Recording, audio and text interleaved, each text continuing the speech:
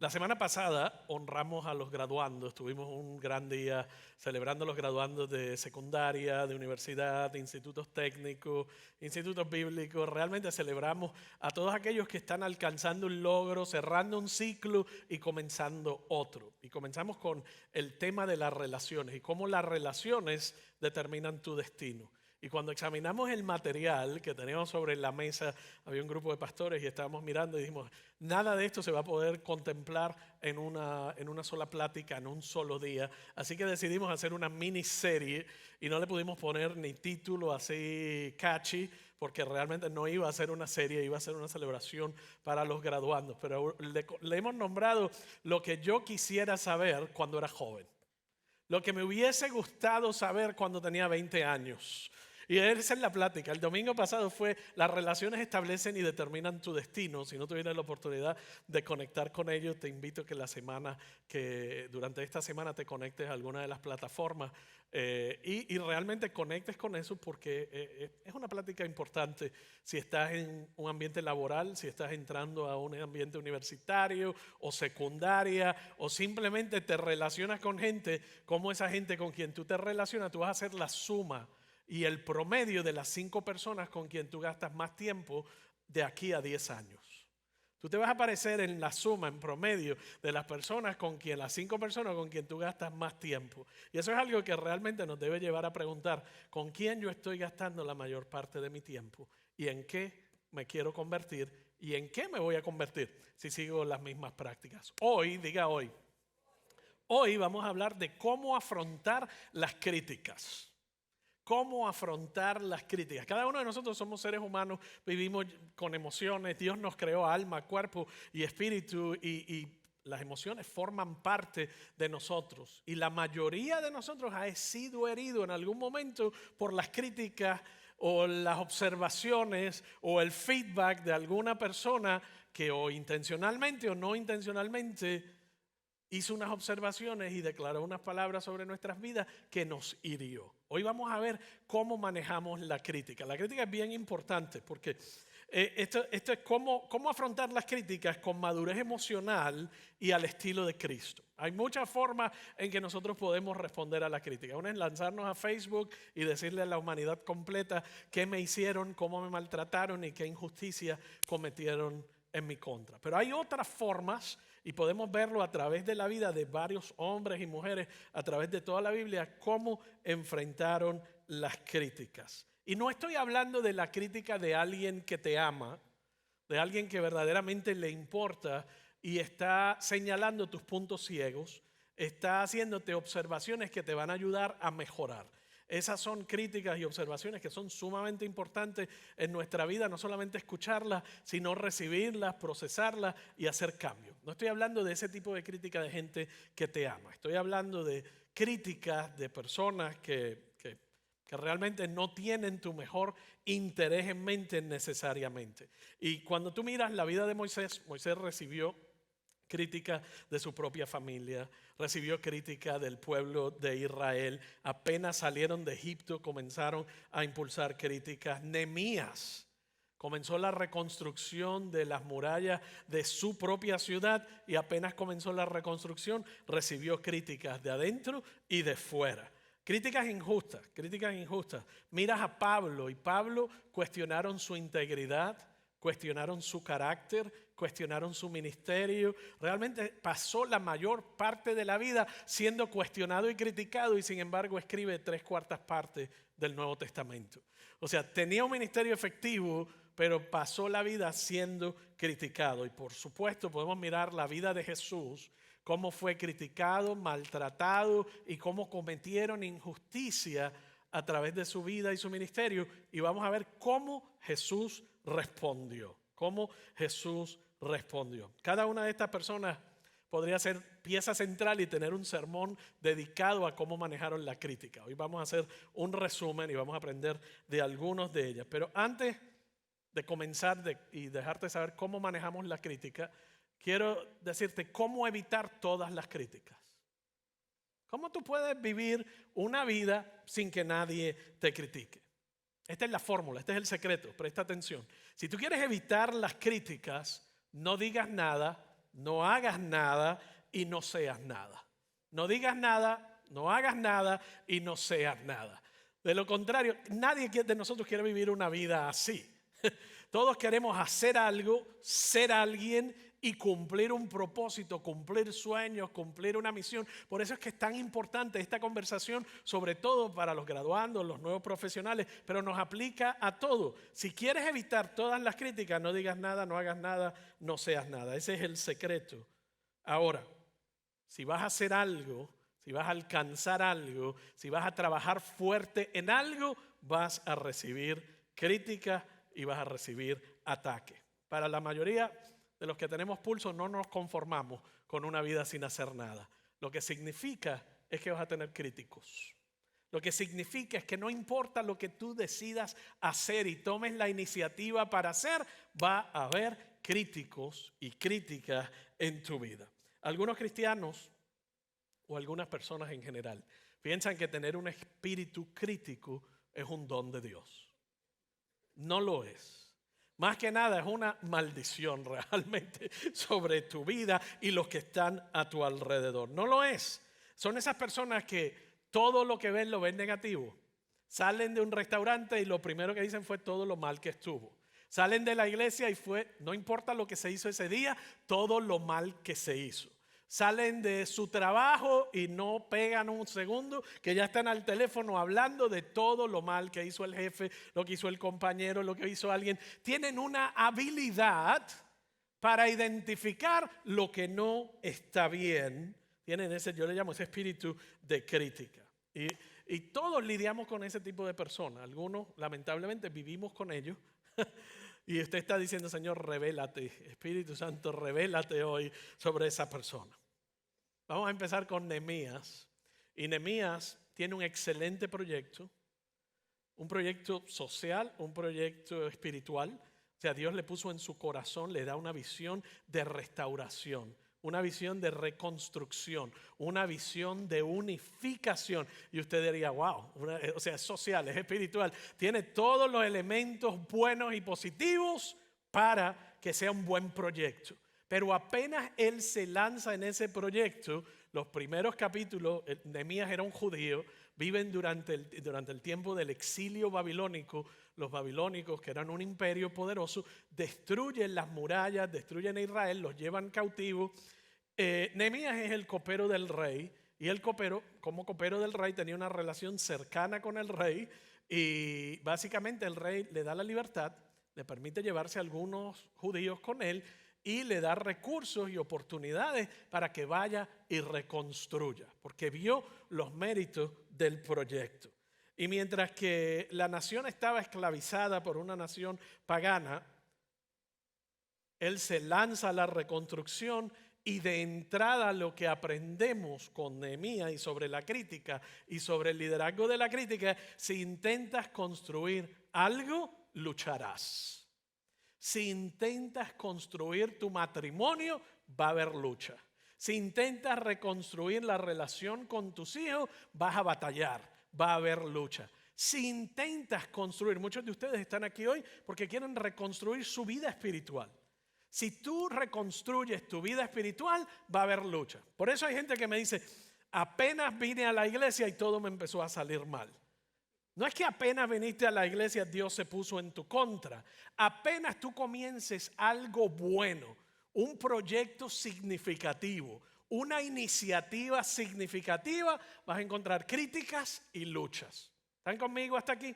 Entonces no es que eres la víctima, es que siempre que hagas algo bueno con iniciativa vas a encontrar luchas. Si intentas construir algo, lucharás. Satanás se opone a lo que Dios ama. Y cuando tú te unes a la agenda de Dios y haces lo que Dios ama, el enemigo lo odia. Satanás desaprueba lo que Dios aprueba. Si tú intentas hacer algo que honre a Dios con tu vida, vas a luchar y vas a batallar. De hecho, si nunca enfrentas oposición en tu vida y hasta dijiste, este mensaje no es para mí, si yo vivo la vida tranquilo, feliz, fresco como lechuga, nunca encuentras oposición en tu vida, debes hacerte la siguiente pregunta. ¿Estoy honrando realmente a Dios con mi vida? Estoy honrando realmente a Dios con mi vida. Hay gente que a toda costa busca la eliminación de la lucha y de la crítica en su vida. Se cuenta la historia de John Wesley, es el fundador de la iglesia metodista. Y en el año 1700, él está corriendo a caballo a través de la campiña, por la campiña británica. Y en un momento se da cuenta que no había sufrido oposición en 3 días. Yo estaría celebrando. Pero él, en lugar de celebrar que no había recibido oposición y crítica en 3 días, se tira del caballo, se pone de rodillas y le dice: Señor, perdóname, algo estoy haciendo mal porque no tengo oposición. Mientras estaba orando en arrepentimiento, en búsqueda y diciendo: Señor, algo debo estar haciendo mal porque no tengo oposición. Y piénsalo desde una perspectiva teológica y bíblica, tiene sentido. Desde una zona de comodidad no tiene sentido, pero desde una perspectiva espiritual sí lo tiene.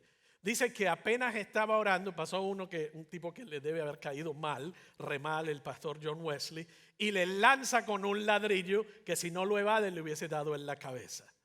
Y Wesley inmediatamente dice: gracias, Señor, porque sé que estoy en el centro de tu voluntad. Wesley sentía que estar perseguido y criticado era parte de su llamado, era parte de estar haciendo algo, abriendo brecha y abriendo camino. ¿Cuántas personas yo no he conocido con un gran sueño, con un gran proyecto, con una gran iniciativa, con un gran momento para restaurar su matrimonio, su vida, sus relaciones, su soltería, y lo han abandonado porque alguien los criticó? ¿Está conmigo hasta aquí? La crítica te desinfla y te desanima, pero no puedes permitir que la voz de la crítica se haga más fuerte que la voz de Dios en tu vida. No permita que la voz de tus críticos sea más fuerte que la voz de Dios en tu vida. Si te critican es porque algo estás haciendo. Entonces, Nehemías en este capítulo 4 está empezando el proyecto, está lanzando el proyecto, iniciando un proyecto increíble, y mira lo que ocurre. El verso 1 al 3. Cuando Sanbalat se enteró de que estábamos reconstruyendo la muralla, se enojó muchísimo. Imagínate, estaba en un proyecto de reconstrucción y él se enoja muchísimo, se puso furioso y se burló de los judíos. Burla, furia, ira, diciendo ante sus amigos y los oficiales del ejército de Samaria: ¿qué cree que está haciendo este pobre y debilucho grupo de judíos? ¿Quién se cree que es? En la jerga moderna. ¿Acaso creen que pueden construir la muralla en un día por tan solo ofrecer unos cuantos sacrificios? En otras palabras, por haber dedicado su vida a Dios, por haber adorarlo a Él, haberle hecho el centro de su vida y hacer algo que nadie estaba dispuesto a hacer. Realmente que creen que pueden hacer algo con piedras rescatadas de un montón de escombros y para colmo piedras calcinadas. En otras palabras, ¿acaso este no es el que ha fracasado cuántas veces, cuántas iniciativas no ha tomado? Son escombros. Cuando tú tomas escombros es que algo estaba y dejó de ser, ha sido destruido y calcinado. ¿Quiénes se creen que son? Tobías, el amonita que estaba a su lado, comentó: esa muralla se vendría abajo si tan siquiera un zorro caminara sobre ella. En otras palabras, ese proyecto no tiene potencial.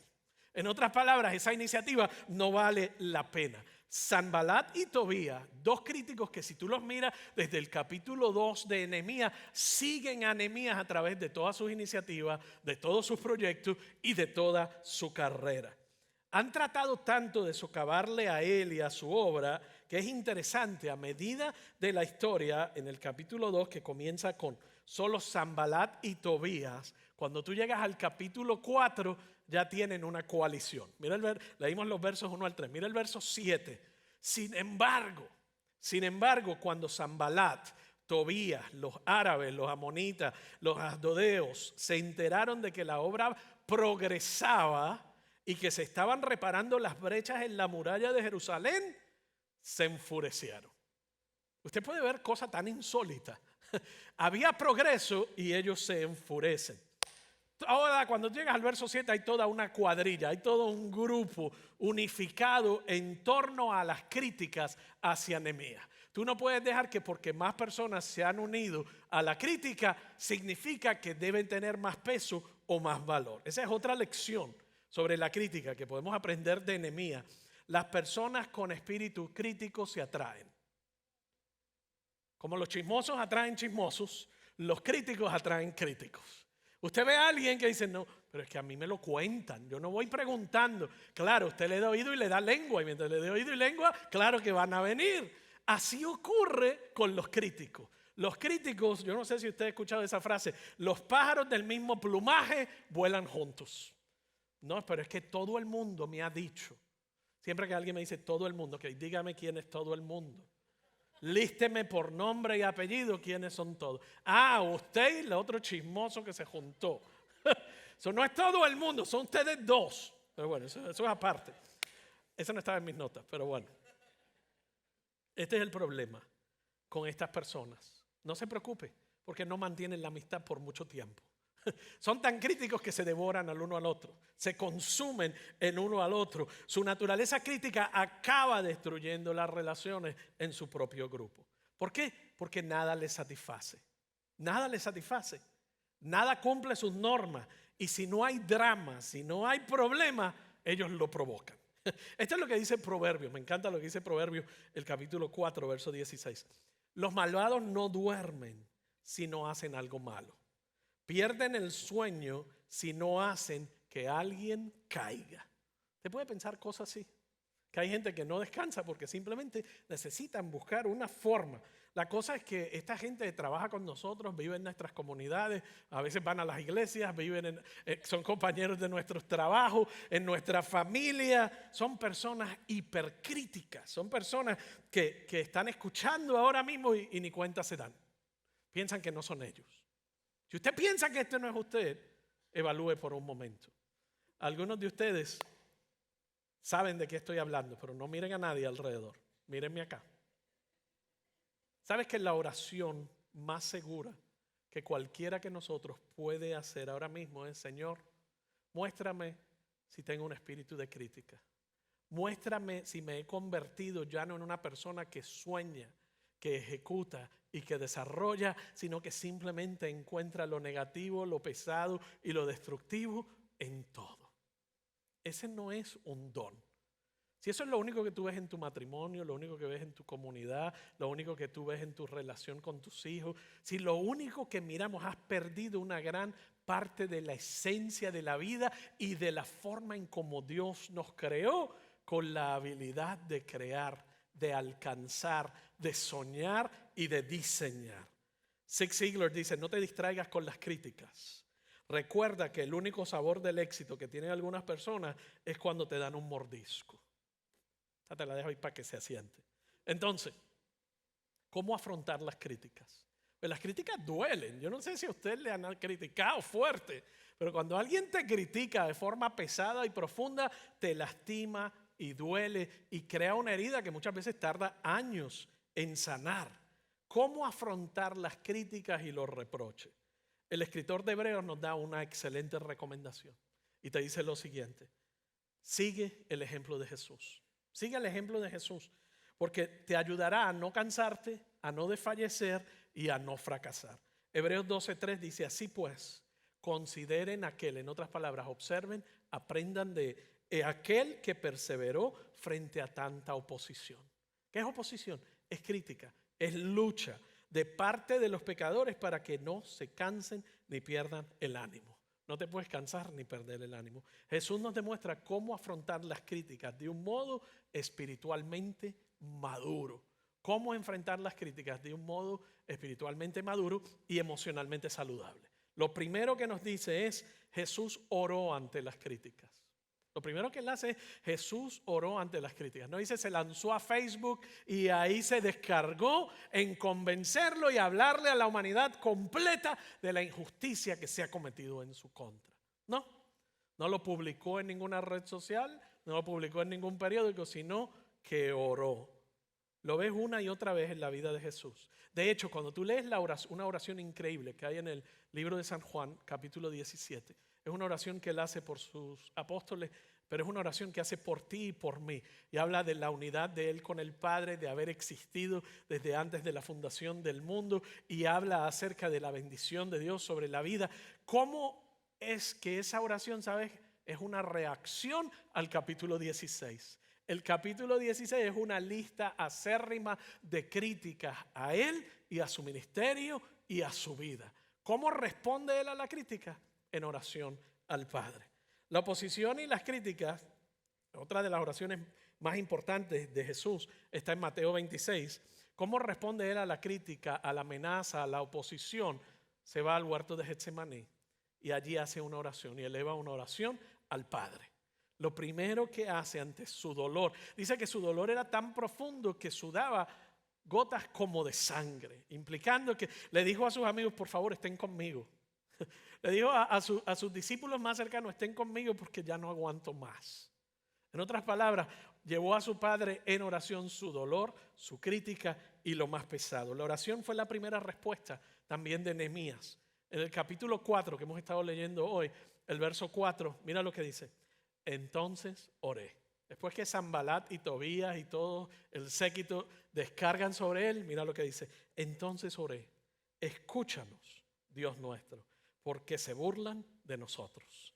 Escúchanos, oh Dios, porque se burlan de nosotros. La primera respuesta de Nehemías fue orar. Dígalo conmigo, orar. Orar. No es lo que tus emociones te llevan a hacer, no es la respuesta natural nuestra. Pero te dije hace un rato, no dejes que las voces más fuertes en tu vida sean tus críticos. No dejes que las voces más fuertes en tu vida sean tus críticos porque te van a destruir. Deja que la voz más fuerte en tu vida sea la de Dios. ¿Qué es lo primero entonces? ¿Qué haces? Lo llevas ante el Señor. Oras. El liderazgo de Moisés ocurrió lo mismo. ¿Y cómo respondió Moisés ante las críticas? Invocando al Señor. Cuando amenazaron al rey Ezequías en 2 de Reyes 18, mira la respuesta. Su primera respuesta, ¿sabe cuál fue? Cuando el rey Ezequías oyó el informe, entró al templo del Señor. Entró al templo del Señor. Cuando Juan el Bautista fue decapitado, ¿qué hicieron sus discípulos cuando no entendían? Había una crítica acérrima a tal punto que al no estar de acuerdo con Juan el Bautista, lo decapitaron. ¿Qué hicieron sus discípulos? Fueron a ver a Jesús.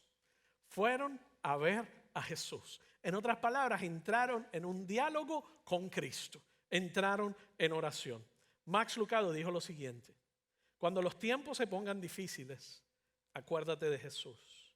Cuando la gente no te escuche, acuérdate de Jesús. Cuando aparezcan las lágrimas, acuérdate de Jesús. Cuando la decepción sea tu compañera de cama, acuérdate de Jesús.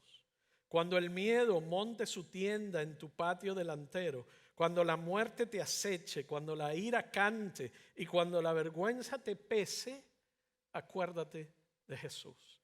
Él es el mismo ayer, hoy y por todos los siglos.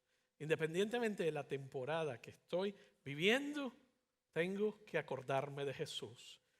El Cristo, que es lo suficiente y todopoderoso en buenos tiempos, es el mismo Cristo todopoderoso ante la crítica, la dificultad y los momentos más difíciles de mi vida. Entonces, ¿por qué deberíamos hacer lo que hace Jesús? Porque la oración cambia tu enfoque. La oración quita el enfoque de tu dolor, quita el enfoque de la injusticia, quita el enfoque de la injusticia y lo pone, y del dolor, y lo pone en Jesús. Esto es lo que ocurre. La crítica te va a desinflar. Los elogios te van a inflar. Y si tú vives una vida esperando elogios, en otra palabra, aprobación, si vives esperando elogios o viviendo de la crítica para tomar decisiones de cuál es tu próximo paso, recuerda esto, te vas a fracasar, no vas a llegar donde quieres llegar. Recuerda esto, tú no eres tan bueno como tus admiradores te hacen creer. Tú no eres tan bueno como tus admiradores te hacen creer. Y tampoco eres tan malo como tus críticos creen que eres. En tu peor día tú no eres tan malo como piensas. No fracasaste de forma tan brutal. Y en tus mejores días tampoco eres la última Coca-Cola en el desierto. En otras palabras, no eres tan bueno como te crees ni tan malo como te deja llevar cuando la crítica viene sobre ti e intenta aplastarte. ¿Qué hizo Jesús en segunda instancia cuando vino sobre él la crítica? Lo que hizo fue permaneció en silencio. Y si orar es difícil cuando viene la crítica, más difícil es permanecer en silencio. ¿Sí o no? Yo recuerdo, hubo una temporada en mi vida donde se cometió injusticia, donde hablaron cosas que no eran reales, era un tiempo de división, afectó tanta y tanta gente. Y yo lo que quería decirle todo lo que sabía y todo lo que podía y todo lo que tenía el derecho a decir. Pero recuerdo que Dios en medio de lágrimas profundas, Dios nos dijo a Nair y a mí, llévalo en oración y guarda silencio, yo soy tu justicia. No, pero es que yo quiero que sepan. Porque es que qué impresión se van a llevar y por ahí. Uno siempre trata de justificar la defensa propia. Es nuestra tendencia a defendernos. Pero Jesús nos enseña. Y yo recuerdo, no lo habíamos estudiado de esta manera, pero nos dijo, guarda silencio, llévalo en oración, guarda silencio, yo soy el que hago justicia. Y Jesús permanece en silencio ante el momento más difícil de su vida. En Mateo 26, 62, 63. Mira cómo él responde en silencio. El sumo sacerdote se puso de pie y le dijo a Jesús, bien, ¿no vas a responder a estos cargos? ¿Qué tienes que decir a tu favor? Y el verso 63, pero Jesús guardó silencio. Pero Jesús guardó silencio. Si alguien tenía razón para defenderse de los insultos, de la injusticia que se había cometido, de todo lo que habían hecho en su contra, era Jesús. ¿Y quiénes fueron los que más lo atacaron? La iglesia, los religiosos, los judíos, los romanos por un lado, el sistema político y por otro lado el sistema religioso. Lo atacó hasta la muerte. ¿Y qué hizo él? Guardó silencio. Guardó silencio. Permaneció en silencio y optó constantemente por no defenderse. Y eso es interesante porque lo que nosotros no tendemos a hacer es dejar que Dios nos defienda. Pero sin embargo Jesús nos muestra y nos enseña y nos invita a emularlo y hacer lo que Él hizo. Hay un dicho en Proverbios que me fascina. Me fascina. Yo creía que era un dicho puertorriqueño, pero no lo es. Proverbios 26:20. Sin leña se apaga el fuego. Sin leña se apaga el fuego y sin chisme se acaba el pleito. ¿Está conmigo hasta aquí? Sin leña se acaba el fuego y sin chisme se acaba el pleito.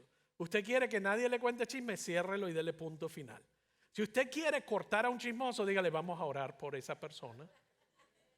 Y usted verá como no vuelven así como que a decirte más. Vamos a orar, vamos a guardar silencio. ¿Qué estamos haciendo? No le estamos echando leña al fuego. Okay. Si lo persigues solo, si tú intentas traer justicia a tu vida, piensa en esto, si Jesús hubiese intentado traer justicia a su vida a través de lo que Él podía decir y hablar. ¿Cómo sería el mundo hoy si Jesús hubiese reaccionado en aquel momento de la forma en como nosotros reaccionamos cuando la crítica viene sobre nosotros? ¿Cómo reaccionó Jesús ante el momento máximo, culminante? Amó sus enemigos hasta el final. De hecho, cuando más acérrima estaba la crítica, cuando más difícil, más complicada, ¿sabes lo que Él dijo? Perdónalos porque no saben lo que hacen. Perdónalos porque no saben lo que hacen. Y los siguió amando. Ahora sí se puso la cosa difícil.